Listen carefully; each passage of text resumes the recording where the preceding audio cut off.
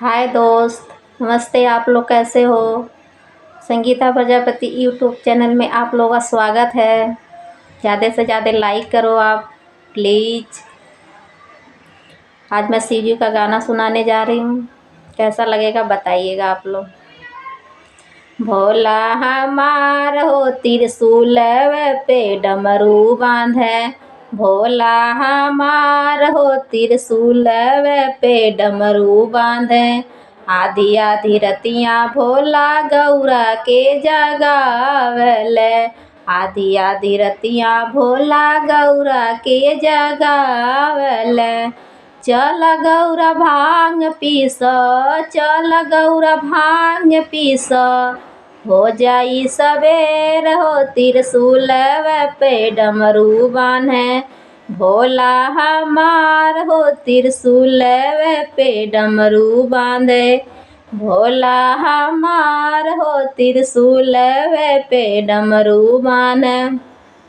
आधी आधी रतियाँ भोला गौरा के जगावले, आधी आधी रतियाँ भोला गौरा के जगावले। चल गौरा बसहा बैल साज, चल गौरा बसहा बैल साज, भोला हो जाई सवेर हो त्रिशूल पे डमरू बांधे। भोला हमार हो त्रिशूल पे डमरू बांधे, भोला हमार हो त्रिशूल पे डमरू बांधे। आधी आधी रतिया भोला गौरा के जगावले, आधी आधी रतिया भोला गौरा के जगावले।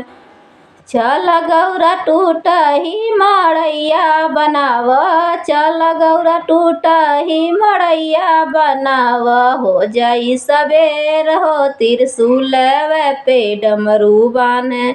भोला हमार हो त्रिशूल पे डमरू बांधे, भोला हमार हो त्रिशूल पे डमरू बांधे।